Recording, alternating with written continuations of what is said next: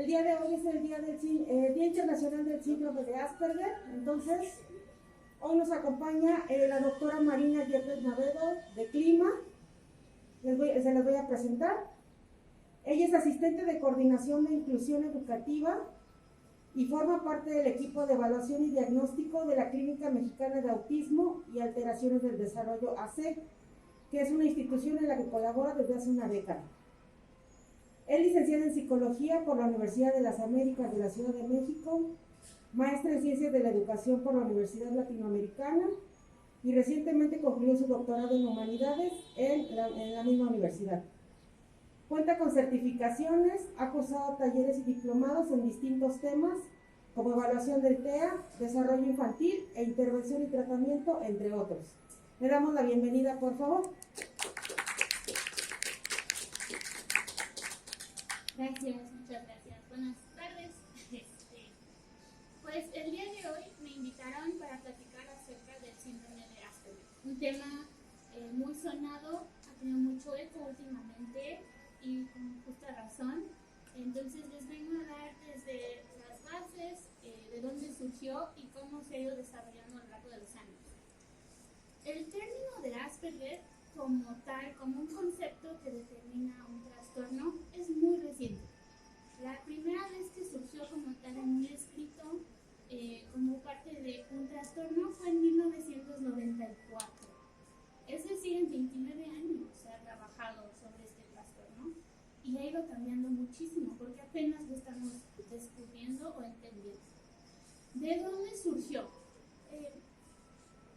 Asperger o Hans Asperger era un pediatra austriaco que se interesaba en el desarrollo infantil y publicó un escrito acerca de 4 niños que encontró compartían características muy similares. Él describía que eran socialmente extraños, que eran ingenuos, que estaban desconectados de las demás personas de su edad. Y él lo llamaba como una ausencia de empatía. Yo le pondría una aparente ausencia de empatía. No se acercaban con sus otros pares, no compartían sus intereses de manera tan fluida y de hecho tendían a aislarse. Algo más que decía es que tenían un lenguaje muy alto, hablaban muy bien, muy formal, muy correcto e inclusive podía sonar hasta pedante, demasiado correcto y formal para su edad.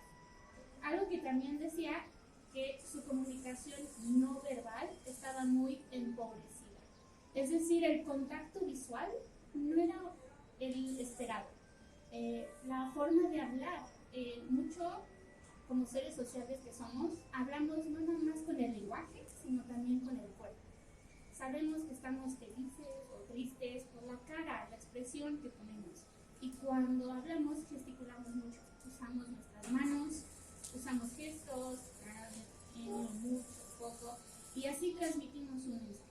Y algo que él notaba es que el lenguaje era muy formal, pero el uso del cuerpo era casi nulo.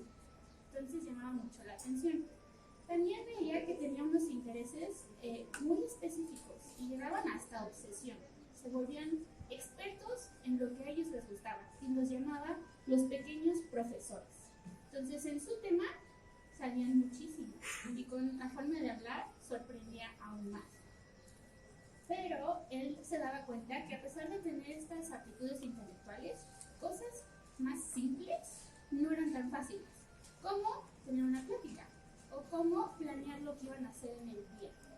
Otra cosa también en algunos notaba una pobre coordinación motriz, eran torpes. Y algo más, les faltaba sentido común o lo que podríamos entender hoy en día como un filtro social, ¿no? Saber qué decir, cuándo decirlo, con quién decirlo, eso no se les daba tan fácilmente. Entonces, Hans Asperger fue el primero en publicar un escrito respecto a este patrón de conductas. Curiosamente, en la misma época, en 1944, un austriaco también publicó otro escrito y lo llamaba más trastornos autistas del afecto social, pero lo publicó en Estados Unidos. No se conocieron, no tenemos conocimiento de que se hayan conocido, pero publicaron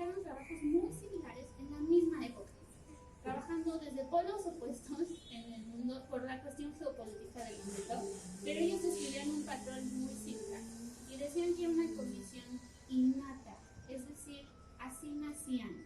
No es que algo les haya ocurrido, se hayan enfermado, alguna lesión, alguna intoxicación, sino que así se iban desarrollando y este era el patrón que estaban presentando.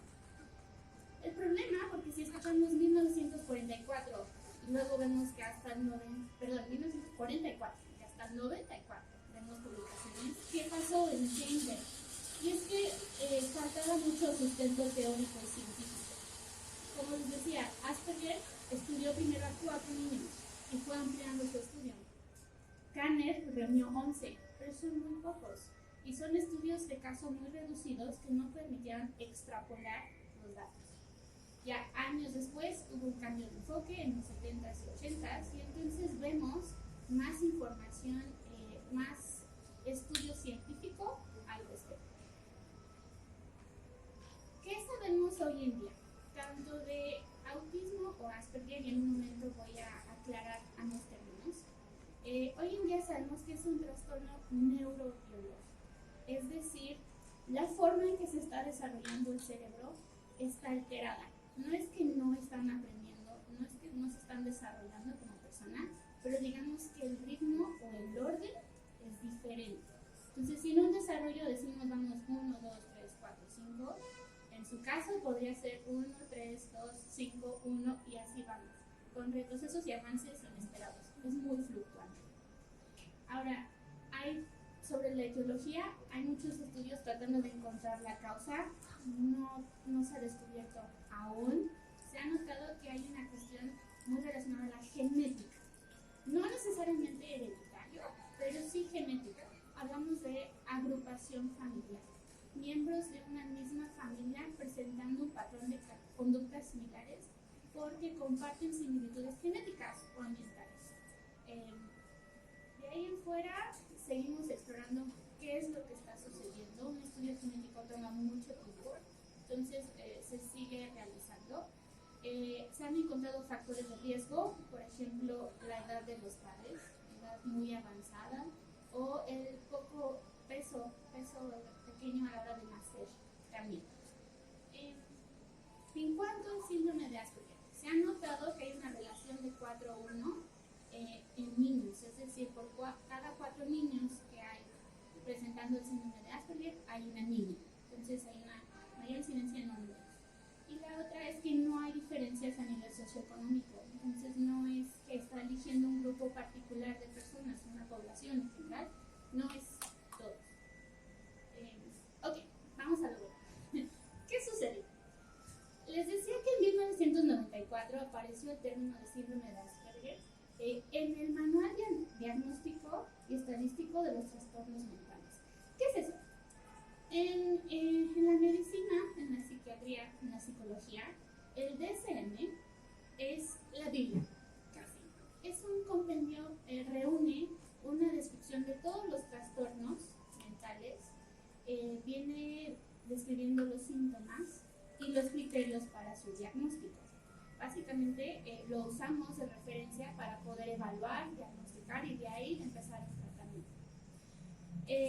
Se revisa cada cierto tiempo, entonces la primera vez que se publicó fue en 1952 y cada cierto tiempo se va renovando. Actualmente ya está por salir el sexto, ya está saliendo, todavía no traducido, pero en 1994 salió el DSM-4 y en el 2013 salió el DSM-5 y ahí es donde surge mucha confusión.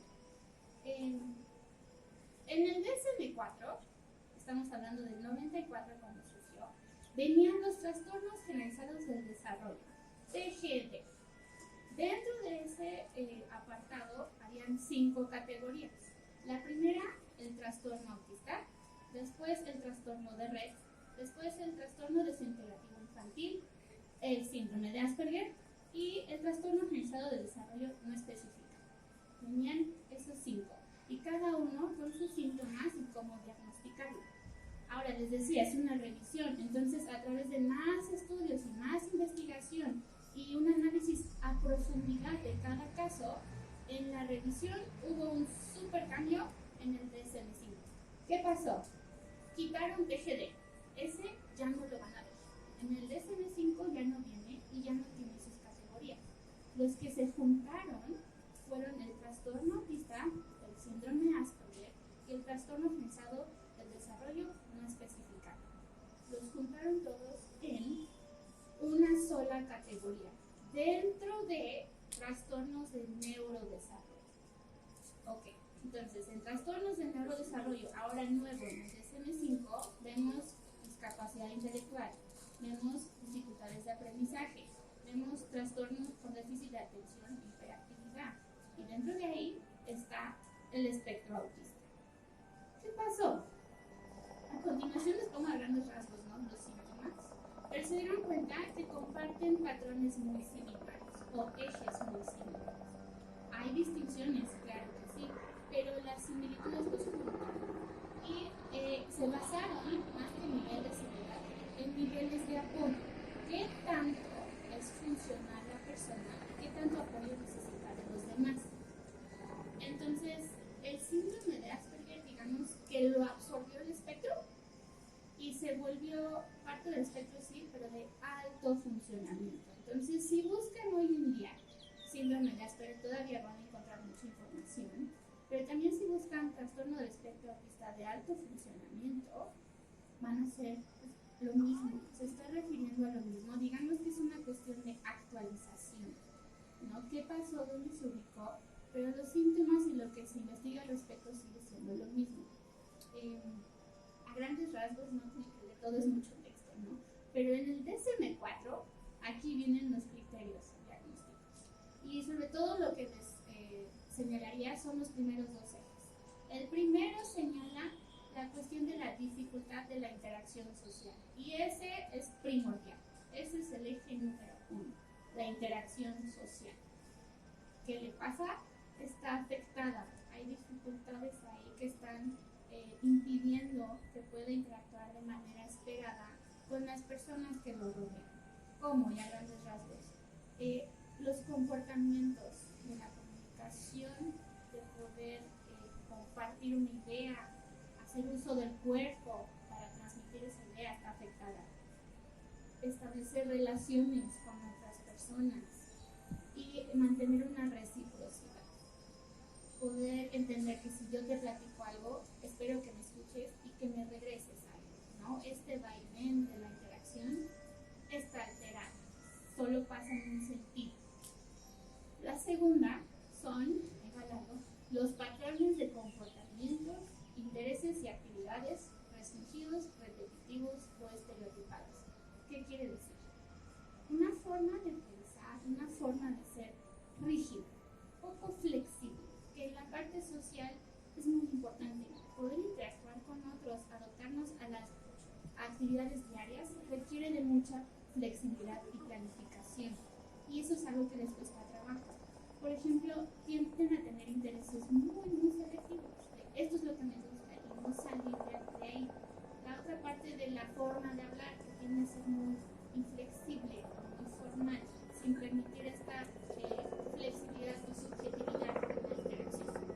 Y bueno, otro, los comportamientos repetitivos, que esos son más visibles dentro de ellos. Por ejemplo, muevan manos, o que se balanceen, o que caminen o que brinquen en su lugar.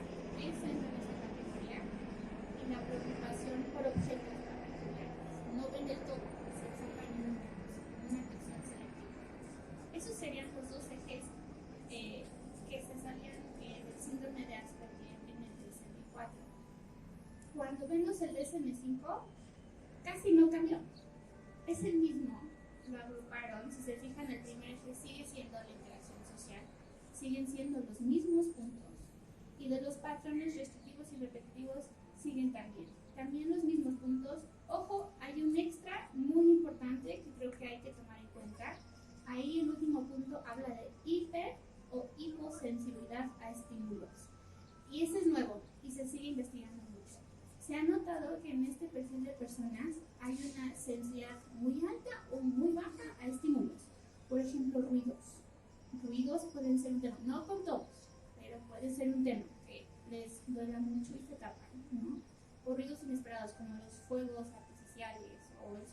licuadora. Cuestiones táctiles, por ejemplo, la ropa, que no les guste que esté dura, que les frote, prefieren cosas cómodas. O la cuestión de sentir el cuerpo, lo propioceptivo. No me gusta que me abracen. Yo puedo dar los abrazos, pero no a mí. Yo tengo que controlar qué tanto. También la parte del gusto. Algunos sabores que no toleran para nada y se vuelven muy selectivos hasta en lo que comen. Entonces, esa parte sensorial se incluyó, vean en esta revisión, y entran los patrones restrictivos, pero los mismos puntos se han abordado. Ahora, algo que me parece muy importante también, en el DSM-4 hablan de una condición discapacitante, ¿no? Que no pueden funcionar. En el DSM-5 lo cambian a un deterioro clínicamente significativo. Esto le da pie, por ejemplo, al síndrome de Asperger, que no necesariamente cae en categoría de discapacidad, porque pueden ser muy funcionales, pero no en todas las áreas. Y hay que saber en dónde está la dificultad para poder apoyar. Entonces, todos estos que pensaríamos pequeños cambios son muchos y muy grandes, y por eso esa confusión de qué pasó con síndrome de Asperger y ahora trastorno del espectro autista. Ahora, como se los planteo, es una cuestión de actualización. Entonces, si escuchan a gente mencionar el síndrome de Asperger, ya pueden decir, ok, es el mismo perfil, estamos hablando del espectro, pero es un término de la revisión pasada, estamos hablando de 1994. Escuchan espectro autista y ya saben, ok, esto es más actual. Hoy en día ese es el término, espectro, y hace referencia a toda una gama de síntomas que varían en combinación, ¿no? Entonces, síndrome de Asperger dentro del espectro, pero no todo el mundo dentro del espectro caería en las características de síndrome de Asperger. Entonces sí, es un poco confuso, ¿no? Pero es una cuestión de términos, cómo lo están manejando. También, si ustedes leen trastorno generalizado del desarrollo, pues ya saben, esta persona tal vez no se ha actualizado y está tomando conceptos pasados, y ya lo vemos más como una afectación neurológica, ¿ok? Pero es sobre todo encaminado a eso. Las bases no han cambiado, es más bien cómo lo estamos viendo y dónde lo estamos clasificando. ¿Por qué espectro? Es justo eso, los síntomas son muy amplios y se pueden combinar de diferentes maneras. Entonces, no todos tienen una hiper o hiposensibilidad. No todos tienen una dificultad en la comunicación, ¿no? Entonces, varía. Hay que ver a cada caso de manera individual. Y hay algo que menciona mucho. Conozco una persona dentro del espectro. Pues muy bien, conoces a una persona dentro del espectro. No los puedes comparar. Son muy diferentes. La otra es que entonces, síndrome de Asperger, estaríamos hablando no de un tipo de autismo, porque implicaría que hay diferentes, ni tampoco de un nivel, porque depende del apoyo, sino un perfil dentro del espectro. Pensaba por los tiempos de contarles unos casos, ¿no? Para que puedan visualizarlo un poco mejor. En el mes de enero entregamos ahí en la clínica, en el departamento de diagnóstico, 2 casos. Que si tomamos el DSM-4 sería síndrome de Asperger, si tomamos el DSM-5 es dentro del espectro de alto funcionamiento. El primer caso, se los platico, y ahí hay unas gráficas. Un adulto de 54 años sabe 3 idiomas, tiene su licenciatura en administración de empresas, lo cursó sin problema, le encanta todo lo que es ingeniería y mecánica, ¿no? Entonces, saber cómo descompones un aparato para crear uno y cómo arreglarlo, todos esos temas le gustan mucho. Y tiene una forma de hablar muy, muy específica, muy particular, muy técnico. Pero este señor, por ejemplo, en el trabajo, notaban que sus compañeros aprovechaban de él, ¿no? Y le decían, oye, ve por las cosas y tráetelas y tú las terminas, ¿no? Y él lo hacía. O tú disparas la comida hoy y mañana, y él lo hacía. Algo que notaba la familia es que siempre le faltaba dinero, ¿no? Y varias veces dio su dinero porque gente le pedía prestado y nunca le pagaba. Otra vez que también, dato así curioso, él sabe muy bien lo que tiene que hacer en casa de seguridad, pero un día incendió su cocina porque dejó un pedazo de cartón al lado de la estufa y se quemó todo, se esfumó, afortunadamente no estaba ahí y alguien llegó y lo pudo apagar, ¿no? Pero ahí vemos esa contradicción de cómo intelectualmente tiene unas habilidades tan altas, pero socialmente ya no le cuesta trabajo y justo es inusual o extraño y la gente puede abusar o hacer uso de eso, ¿no? O negligencia de decir, pues es que así es, y cómo llegamos hasta cómo llegamos a 54 años de no saber qué pasaba o qué tenía. Y justo esa parte de no es tan visible, no es tan obvio. Aquí en la gráfica lo que les pongo del lado izquierdo es su CI. Intelectualmente está en el grado superior, que no es muy común eso, llegar en las partes altas de la inteligencia. No se da tanto, pero en la parte derecha hay una gráfica de sus habilidades adaptativas y él está en el rango bajo, muy bajo, porque vivir por sí solo no puede, necesita de alguien más que lo ayude. Y justo por eso vino la familia a la evaluación, porque ya siendo grandes, sus hermanos de 70 y tantos años estaban preocupados de decir, bueno, si nos pasa algo a nosotros, ¿quién va a cuidar de él? Y pues sí, necesitaban saber qué tenía, ¿no? Cómo argumentar, cómo documentar que necesitaba apoyo. En este caso, a pesar de tener tantas edades intelectuales, pues cae en una discapacidad, no puede vivir solo. Otro caso que les planteo es de una chica, 16 años por terminar la prepa, también muy buenas habilidades, arriba viene su CI, está arriba del promedio, ¿no?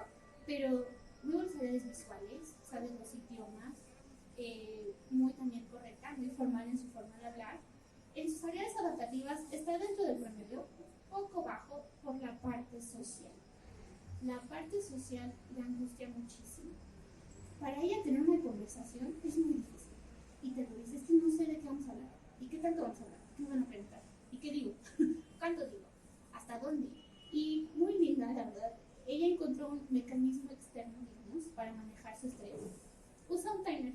Solita se le ocurrió, pongo un reloj, un temporizador, y cuando suene, sé que ya hablé suficiente. Y ya me puedo ir. Y entonces, si suena, pues hago como si me llaman y me voy. O si suena y ya creo que es suficiente, pues me alejo de la conversación y ya me saco. Que nosotros viéndolo de fuera, digamos, es raro, ¿no? ¿Cómo tienes que llegar a esas habilidades para poder entablar lo que pensaríamos que una conversación es fácil? Y en su caso no necesariamente. Y de hecho, a diferencia del caso anterior, abajo viene una tablita especificando que sus niveles de ansiedad son altísimos. Está cargada de una ansiedad increíble, porque justo toda esta parte social que ella se da no se le da tan fácil, le genera mucha angustia. Y además, ella le interesa socializar, ella quiere tener amigos, pero le cuesta mucho. Entonces, estos son dos perfiles para explicarles un poco cómo vemos un contraste tan grande en casos de síndrome de Asperger, ¿no? Y pues bueno, vamos a como datos generales para que sepan. Punto número 1 para hacer una intervención o apoyar es poderlos detectar a tiempo y poder hacer la evaluación pertinente. Como les decía del caso del señor de 54 años, ¿cómo llegamos tanto tiempo después? Y la chica de 16 se puede diagnosticar desde antes. Y en su caso, como no es tan notorio, no es tan visible, pasa desapercibido. No existe una prueba médica, no hay una radiografía, no hay un electro en particular o una prueba de sangre que pueda determinar, sí, estás dentro del espectro. Lo que van a hacer los médicos, y está bien, ¿no?, es descartar si no hay ninguna afectación fisiológica, como algo que hacen mucho en pequeños son pruebas de audición. Como los niños de pequeños no voltean porque no saben que tienen que hacer contacto visual, se sospecha que son sordos y entonces se hace la prueba. Y bueno, se descarta, ¿no? No es una cuestión de audición, es algo más allá. Pero, ¿qué otra? El electroencefalograma, por ejemplo, puede ayudar a detectar si hay un caso o cuadro de epilepsia que se puede dar, ¿no? Y entonces eso se tiene que tratar también. Pero eso va a ser las pruebas médicas, descartar alguna otra afectación fisiológica. En el diagnóstico, lo que vamos a hacer es basarnos en conductas. Vamos a observar a la persona, así como lo hizo Hans Asperger y Karen, observar a la persona y detectar los patrones de conducta a través de pruebas psicométricas. Sí hay pruebas estandarizadas, no es lo vi y es mi impresión. No, no, no, para nada. Se sigue un protocolo y hay que calificarlo. Y todo con base en la edad de la persona. Y ahí viene en el DSM-4 y en el DSM-5 que los síntomas pueden pasar desapercibidos hasta que las demandas externas sobrepasan a la persona y ya no pueden. Que por ejemplo en el caso de esta chica de 16, el estrés y la angustia era tanta que llegaron a haber pensamientos suicidas. Y por eso la familia se alarmó. Y por eso llegaron a evaluación. Entonces, es ver el caso y apoyar, ¿no? ¿Quiénes pueden hacer la evaluación? ¿Quiénes serían los profesionales a cargo? Cualquiera dentro del sector de salud con una especialidad en alteraciones del desarrollo. Entonces, pediatra, neurólogo, psiquiatra, psicólogo, ellos pueden hacer la evaluación, pero basados en observación clínica y aplicación de pruebas. Entonces, si llegaran a conocer de alguien que está en el proceso o quieren saber más, exigen saber qué es lo que van a aplicar, qué van a hacer, quiénes son los especialistas. Porque tristemente llegan muchos casos de que los vio, no voy a decir qué especialidad para no complicar a nadie, pero alguien más los vio y les dijo, no, sí me mira los ojos, no, sí me abrazan, no, sí habla. Entonces, no es. Pero lo que están dando es, el término sería una impresión, más no es una evaluación y no es un diagnóstico. Entonces, para que sepan, y es muy importante esta cultura de cuestionar a los especialistas y encontrar el adecuado. Y les pongo algunas pruebas de las que serían las aplicadas esperadas. Sobre todo el A2 y el ADI son las pruebas que se usan no nada más para evaluación, sino también de investigación. Y para eso tienes que estar capacitado, ¿no? Y son estandarizadas, es muy estructurada, tiene pasos que seguir, tienes que seguir listas de criterios si cumple o no cumple, no es solo lo que cree el especialista en ese momento. Y además, como es una alteración del desarrollo, hay que aplicar también escalas para medir las otras áreas del desarrollo, la parte de la inteligencia, la parte de las habilidades adaptativas, todo esto de manera integral para saber qué le está pasando a la persona en ese momento. Ok, signos de alerta o de alarma para que pues informarse, ¿no? Y saber, tal vez aquí podría haber un problema y si lo detectan en alguien que conocen o quieren compartir la información, justo son señales de alarma, no van a diagnosticar a nadie, pero es para saber. Entonces, punto número 1, el contacto visual. No es que no haya, sí pueden voltear a ver, claro que sí hay un intercambio, pero es la forma en que la usan. Entonces, en la semana estuve evaluando a un niño experto en el mundial. Yo no sabía tantos datos del mundial, cuándo fue el primero, y así me decía, se cree que fue en 1930 y tantos, con tal, pero luego, y entonces, y los mejores, experto, ese era su tema. Pero justo, me hablaba viendo hacia arriba, ¿no? Entonces me daba la plática, me veía y regresaba hablando al lado, ¿no? Entonces sí había, pero lo usaba de manera extraña, no para iniciar ni para mantener. La otra, la conducta. Como estos síntomas pueden generar mucho estrés, mucha angustia, a veces hay, en niños chiquitos sobre todo, estos son indicadores para niños chiquitos, conductas o berrinches muy fuertes, pero muy fuertes, por temas que pensaríamos, pues es algo pequeño. El martes, por ejemplo, estaba evaluando una niña que trabajó súper bien, se mantuvo sentada de 4 años, trabajó, cooperó, quiso hacer, y yo estaba muy impresionada y muy feliz de, qué padre, esto está muy fácil, la estaba evaluando, me queda muy claro, y se me ocurrió pedirle, escribe tu nombre, ¿no? En el trabajo que se hizo. Yo no sabía que no sabe escribir, o sea, sabe leer, sabe identificar las letras, pero la parte motora es esa parte de el desempeño, el poder escribir, ese le cuesta mucho trabajo.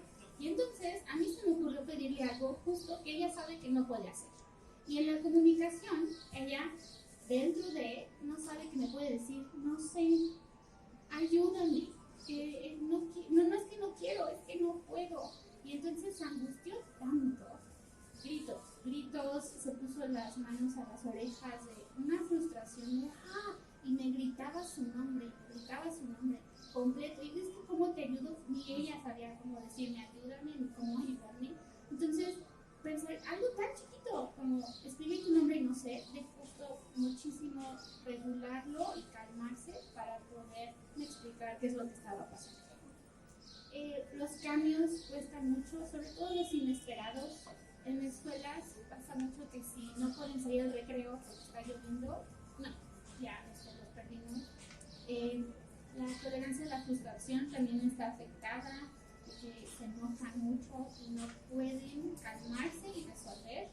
Y algo que hacen mucho es un juego atípico.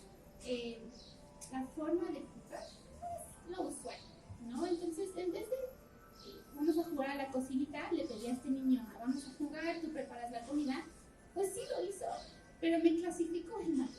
Me los puso en hilera por tamaños al principio y por color, y luego me asoció, bueno, pues la comida va en cada platito, y ya, así me dijo, ya terminé. Entonces, ese es tu juego, pero esa parte flexible y creativa se queda estancada y se quedan en clasificar y acomodar. En adultos, por ejemplo, la interacción está afectada, ¿no? Entonces, amistades o relaciones de pareja más grandes, esos son temas muy difíciles, les cuesta mucho trabajo porque implica anticipar qué le gusta al otro, poder compartir con el otro y lo externalizan, lo dicen, no es tan fácil, ¿no? O su grupo de amigos es muy inusual también, ¿no? Las conversaciones que tienden a tener son más de una sola dirección. Lo que les decía de la reciprocidad, ese les cuesta. Entonces tienden a caer en monólogos. Hablan y hablan y hablan de su tema, pero invitar al otro a participar y preguntar, y ahí ya no. El lenguaje inusual o muy formal para la edad sería otro indicador, ¿no? Entonces, un niño, por ejemplo, de 5 años me contestaba, me parece que ese término no queda. Yo pondría, ya sé, de 5 años, ¿qué es un avión? Y me decía, un medio de transporte aéreo. Eso está bien, pero para su edad sí salta, sí es algo inusual. La reducción de intereses, lo que les decía de que se vuelven hasta obsesivos en las cosas que les gusta, también puede ser un factor. La falta de comunicación no verbal, de usar el cuerpo, y de expresar cómo se sienten, o qué sienten, o qué necesitan. No es tan obvio para ellos, ¿no? De pensar, tú no estás en mi mente, no estás entendiendo lo que me cuesta, entonces te tengo que explicarlo. Eso no viene tan lógico para ellos. Hay dificultades a veces motoras, de motricidad, que pueden parecer como torpes o que prefieren evitar algunas actividades porque justo se les complica. Y en adultos y adolescentes, un tema muy importante a checar es el riesgo de también presentar altos niveles de ansiedad y depresión. Justo como se dan cuenta de estas dificultades, se dan cuenta de que no pueden y caen en estas necesidades, áreas de oportunidad, podríamos decir, emocionales. Pero si no las atendemos a tiempo, pues es de alto riesgo. A grandes rasgos, no sé cómo andamos de tiempo, ¿cómo se abordaría después de la evaluación? Un punto muy importante que les comento a todos es no dejar la parte de la atención médica. Esa sí hay que no dejarla de lado, sobre todo para aquellos que tienen algún tratamiento farmacológico, es muy delicado, entonces el psiquiatra ahí es pilar, ¿no? Porque va a checar la dosis, cuándo, cómo. Y la otra es la intervención, pero individualizada, lo que les decía que cada persona dentro del espectro es diferente, aplica con su intervención lo que le funcionó a uno, no le va a funcionar a otro necesariamente, ¿no? Entonces cada uno con sus fortalezas y áreas de oportunidad hay que atenderlas. Como en el tratamiento no farmacológico, pues está la atención individualizada, entrenamiento de habilidades sociales, de que casi de manera teórica, lo que nosotros se nos da de manera un poco más natural, sería explicarles, no, pues en una conversación, pues algo que trabajo mucho con los niños es, realmente cuando platicamos con alguien, me cuentas 2, 3 cosas que te pasaron muy padres, que te gustaron mucho y me quieres compartir, y ya, pero no me des una lista de todo lo que hiciste, porque luego es lo que hacen, vomitan toda la información sin filtro, y entonces, pues sí, los demás como que los aburrimos, y no leen esas pautas de, creo que mi interlocutor ya se aburrió, ya tengo que parar, eso tampoco lo ejemplo. La terapia de integración sensorial para aquellos que tienen necesidades sensoriales no aplica necesariamente para todos, pero para quienes sí es muy importante, sobre todo pensemos en gente con una dieta selectiva, que no toleran muchos sabores o texturas. Podríamos hablar de desnutrición porque no comen bien, ¿no? Entonces es algo que se tiene que trabajar. Y la terapia que más hay sustento de los avances que hay es la cognitivo-conductual, porque justo está enfocada en enseñar habilidades funcionales que les sirvan para ser independientes. No voy a decir para nada que el psicoanálisis no es una parte de la psicología útil, pero en su caso no hay sustento teórico que muestre que les esté dando un beneficio directo a lo que necesitan. Entonces, a veces diría, bueno, no viene al caso, no, mejor enfoquémonos en justo las áreas de oportunidad que tiene, que es la interacción social y la flexibilidad mental, porque son muy rígidos, les cuesta trabajo esta adaptación. Va mucho enfocado a que se conozcan la intervención, ¿no? Entonces, inclusive un manejo de saber tu diagnóstico se tiene que llevar un acompañamiento psicológico, porque les puede pegar de dos lados, tanto para mal como desvalorarse, decir, soy menos y para nada, no va por ahí, son diferentes fortalezas, igual que diferentes dificultades. Pero la otra que puede suceder es, se escudan, y entonces, pues es que no puedo, y ya no hago más, y no, porque quiero que puedas desenvolverte en todo lo que puedas hacer. Entonces es trabajar esos dos lados de manera pues supervisada y acompañada emocionalmente. Y la otra es a todas las personas que están a su alrededor, su familia, sus pares, por ejemplo, en la escuela o en el trabajo. Imagínense en el trabajo alguien con estas características que no se sabe y entonces de repente le pedimos algo y responde de una manera o pensamos que es indiferente y no va por ahí. Es más, no sé cómo transmitirte mis necesidades y hay que encontrar una forma de hacerlo de manera estructurada. ¿Qué podemos hacer nosotros como una sociedad? Apoyarlos, ¿no? Mucho desde el lado de la empatía, entender dónde está la dificultad para poder acercarnos hacia ella y ayudarlos a salir de ahí. Mucho es esa reciprocidad, ¿no? Ok, te escucho, pero también escúchame a mí lo que te estoy pidiendo y cómo llegar a un acuerdo. Es de dos, no nada más ellos aislados, sino nosotros con ellos qué podemos hacer.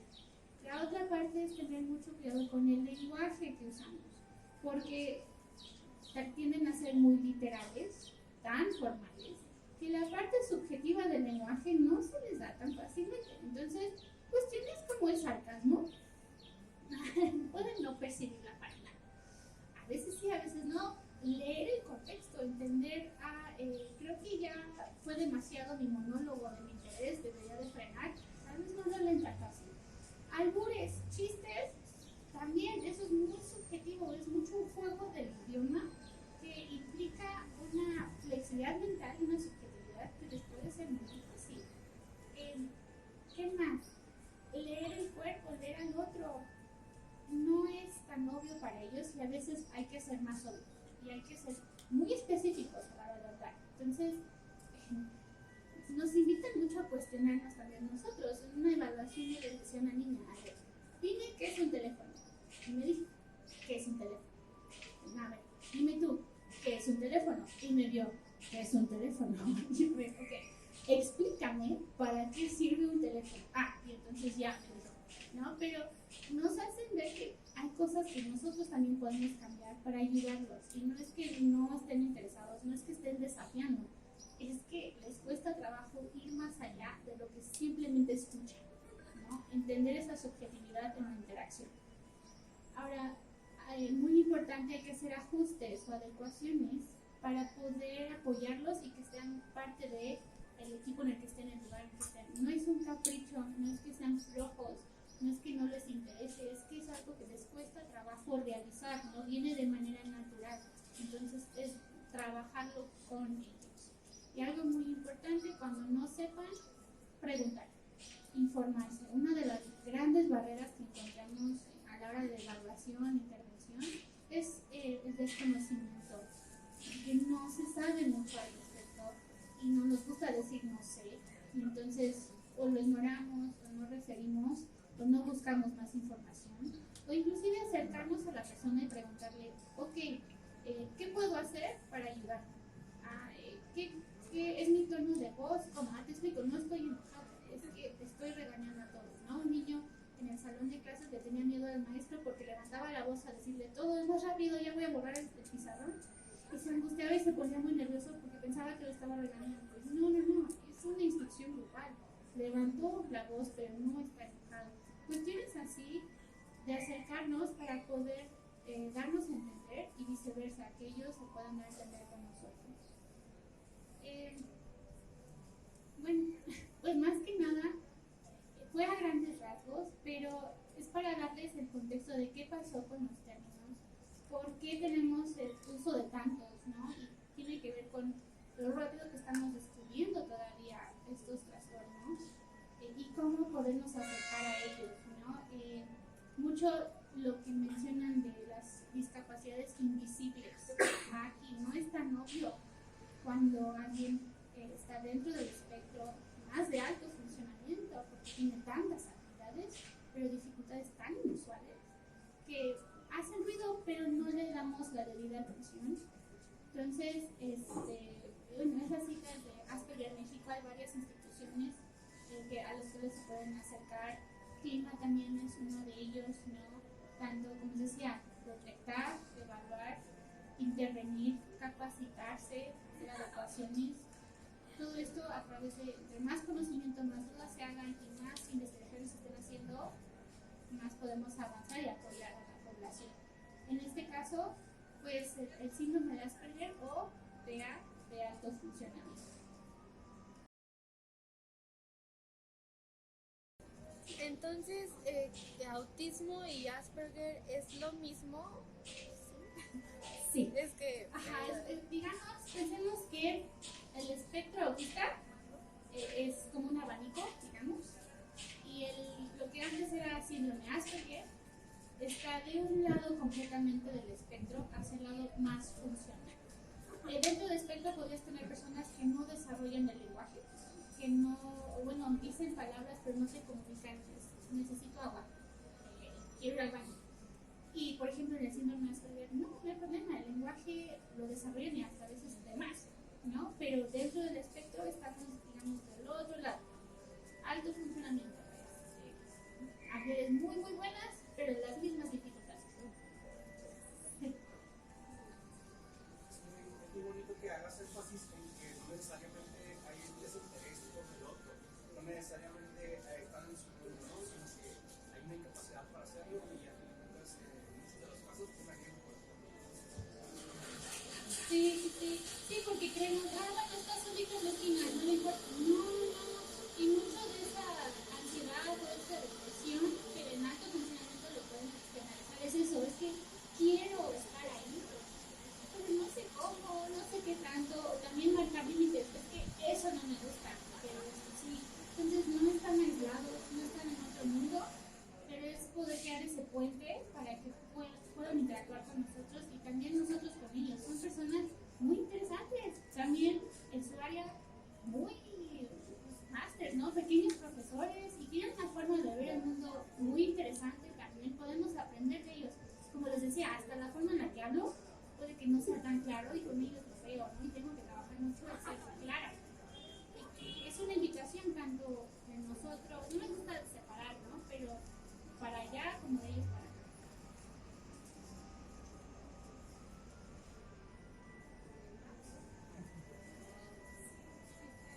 No sé si nos pudieras ampliar un poco sobre la cuestión de la participación de las Asperger en el racismo, porque entiendo que hay una disyuntiva al respecto sobre el nombre Asperger y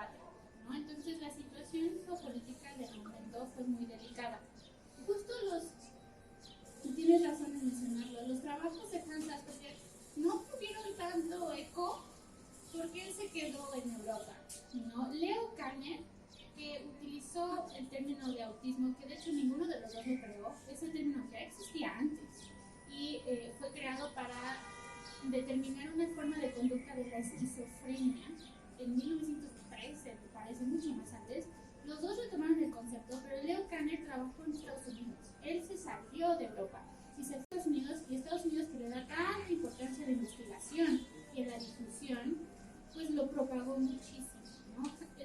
Los escritos de Hans Asperger, su trabajo, muy pertinentes, qué lástima que no pudieron trabajar Kanner y Asperger juntos, por ejemplo, pues no se escucharon tanto por el tema de que Europa era una bola de dificultades internacionales y de política ilegal que pues no se difundió de la misma manera. Si quería ser escuchado, básicamente la fuga de mentes, ¿no? De ideas de Estados Unidos, pues ayudó mucho a eso, a volverla a dar prioridad a la investigación y no la nacionalidad de la persona que está haciendo la investigación.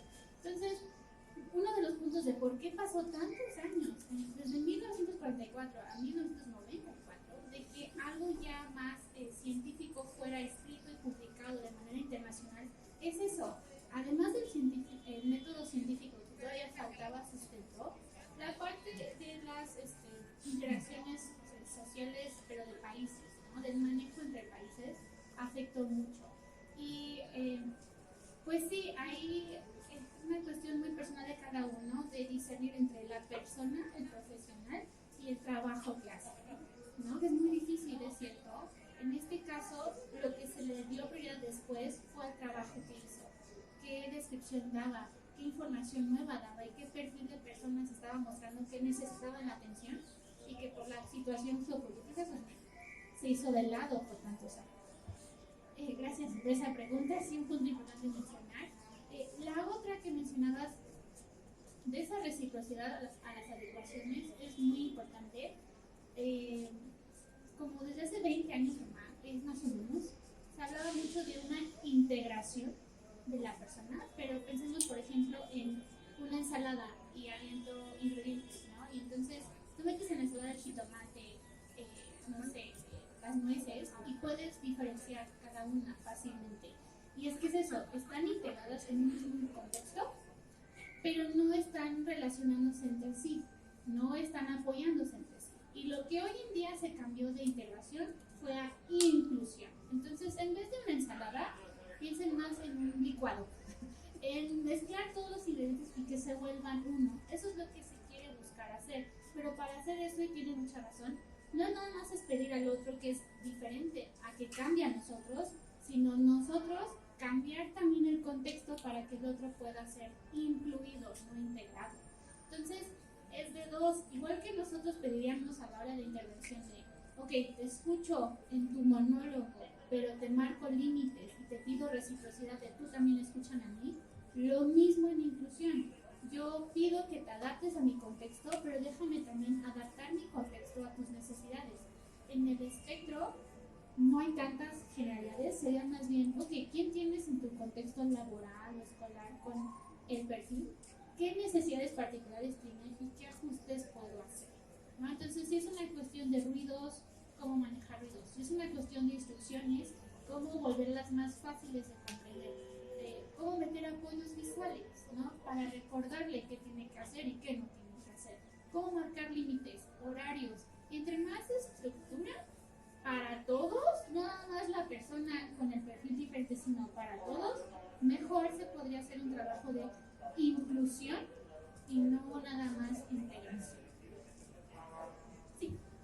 Yo quisiera comentar algo que, digo, desde mi punto de vista y un poco desde mi experiencia, creo que también es importante no casarnos con, cuando hablamos con una persona con discapacidad, en este caso autismo, no casarnos con lo que no puede hacer, porque a veces decimos, ¿qué no puede hacer? Bueno, no nos ve, no nos ve los ojos, no para de hablar, y a veces nos casamos más como en los no, y luego lo que sí puede hacer. Es una forma de nosotros poder trabajar con este tipo de personas, es ver qué sí sabe hacer, para entonces ver qué actividades vamos a ponerle y entonces podamos ayudarle a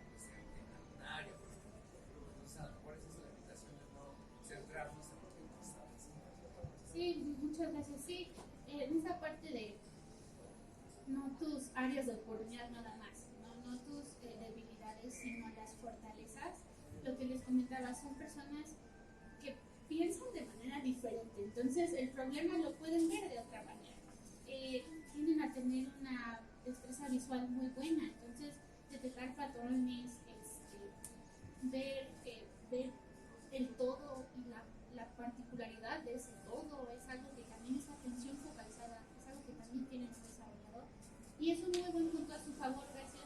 Y saliendo del tema de inclusión, que no nada más lo que les cuesta trabajo, sino cómo yo te puedo ayudar y cómo tú me puedes ayudar a mí en lo que sí puedes hacer y eres muy bueno, ¿no? Y ahí pensaremos, ok, estas obsesiones que tienen, cómo se pueden cómo pueden beneficiar a los demás, ¿no? Estos niños que tienen muchos conocimientos, ok, pues habla de tu tema, enséñanos algo nuevo y ahora nosotros te enseñamos a ti, ¿no? Y vamos a ver cómo podemos hacer esa reciprocidad mutua y además placentera, que todos disfrutemos de esa interacción, porque no se trata de sufrir en ella y decir, ay, pues ya me tocó, no, ¿qué puedo construir con esa persona? Pero muchas gracias, un punto muy importante.